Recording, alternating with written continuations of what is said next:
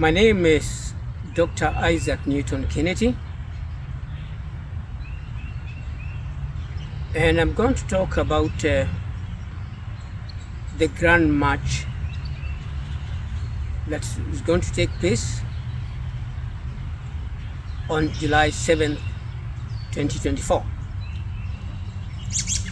The Kenyan workers who have suffered terribly from the tax deductions from their salaries have been crying for help for months. Apparently, the workers are at the mercy of President William Ruto and the Kenyan Parliament, who disobeyed the ruling of the court, which dismissed the affordable housing tax, terming it unconstitutional.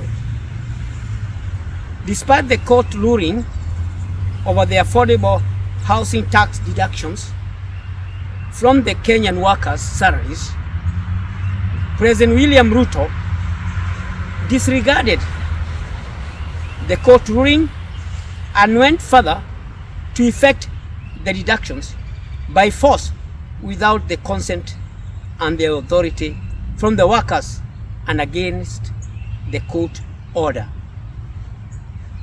The salaries paid to the workers are not gifts or presents.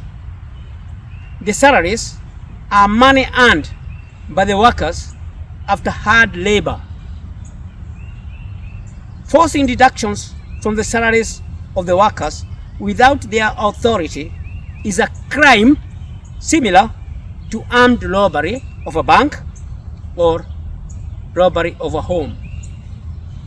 President William Ruto and the Kenya legislatures committed a crime by forcing the deduction of the affordable housing tax from the workers' salaries without their authority. I therefore call upon all the workers and their representatives in Kenya to prepare themselves for the Grand March in order to demand that the affordable housing tax is scrapped unconditionally, and to demand that all the money that has already been deducted from the workers' salaries in the name of affordable housing tax be refunded to the workers. At the same time, the workers will demand that the notion of replacing the permanent and pensionable terms of service with the contractual terms be dismissed, and all the retired workers to be paid their retirement dues that have been pending for months. I also call upon the Kenyan police to disobey any orders to disrupt, to beat, and or to tear gas the Kenyan workers who are their comrades' workers out of uniform, but who are suffering in the same fate as the police officers in Kenya.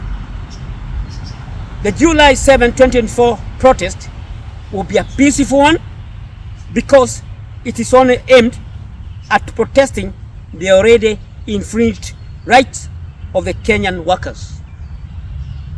Thank you.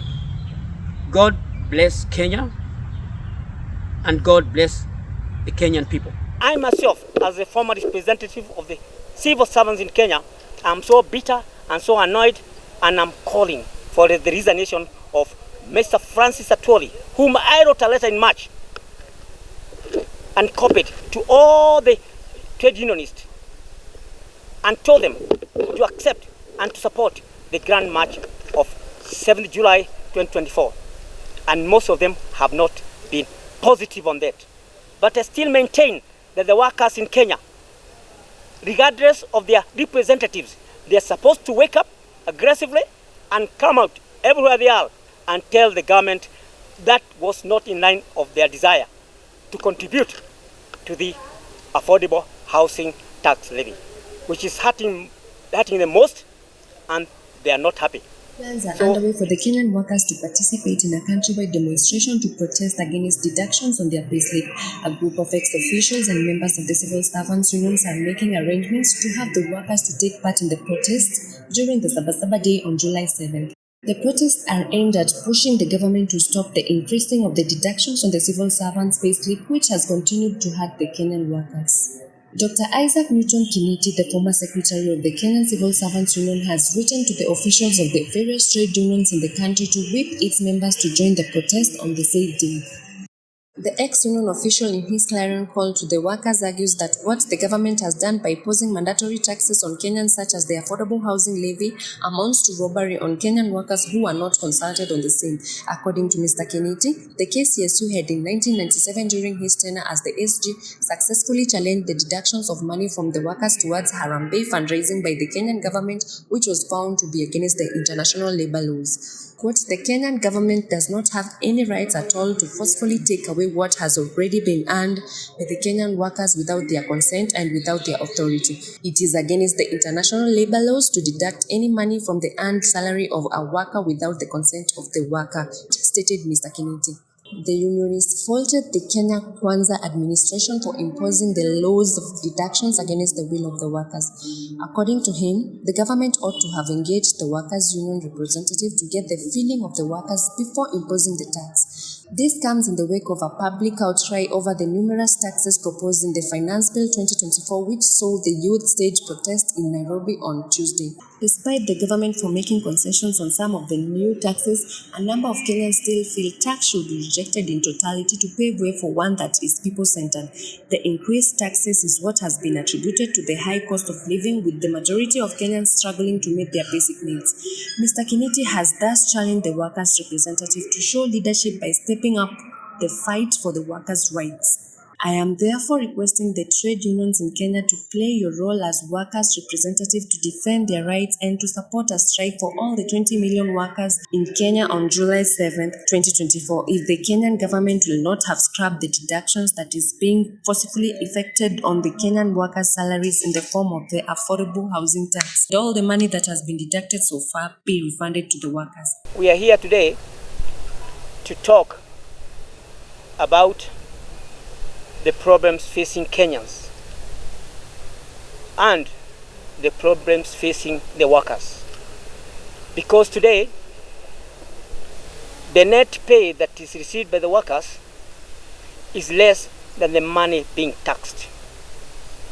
And those same workers borrowed big loans to buy farm and to build homes in those farms.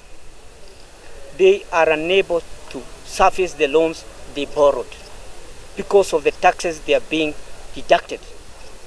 And these taxes are being deducted against their will. They were not consulted and they did not give any permission. In fact, all workers are supposed to blame the COTU Secretary General, Francis Atwoli, who is the representative of the workers in Kenya. And he has not done anything to help the workers. He's supposed to defend the workers, to protect the workers, and to fight for their infringed rights. But he has not done anything. In fact, today, he's more of a politician than a trade unionist. And I call upon the Secretary General of COTU, Mr. Francis Atwoli, to resign to pave way for someone capable to represent the workers because they are suffering. Most of them have called me. I've talked to some of them, and they have told me that they even better leave work and join other places, or even go to the farms and plow because the money they are getting is nothing to them today. They prefer that they get the taxes collected and surrender the net pay they are getting to the government. So I think everybody now understands the suffering of the workers. I think I have got a statement that I'm going to list to the press here, which you are going to read, and probably you can put it in the press. Otherwise, I think the Parliament of Kenya and President William Ruto are doing harm to the workers and to the people of Kenya in general.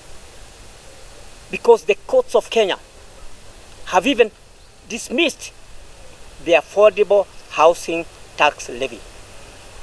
But despite refusing or denying that, President William Ruto and the parliament have approved the deductions.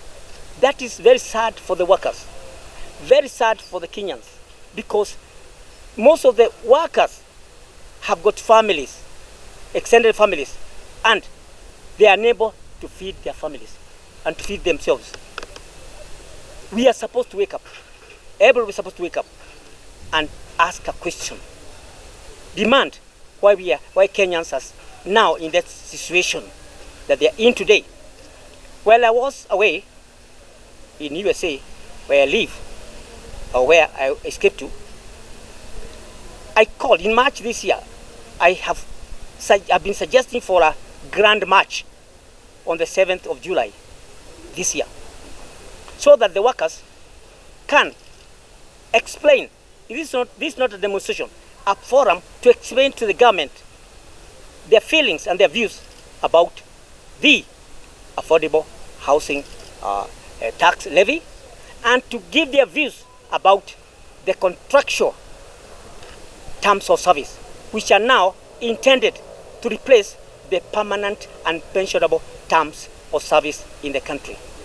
So we are castigating what is happening. We are annoyed ourselves. The people that retired are not at home now, who are old, are struggling. They have not got their retirement benefits for months, and they have got life to live. It is important for the representatives of the workers to remember that these are the people who used to pay them salaries before they left their work, and they need to live. They need to be supported. How would an old man who retired from work, who cannot even get another job because of age, survive without the money that is due for him? So we urge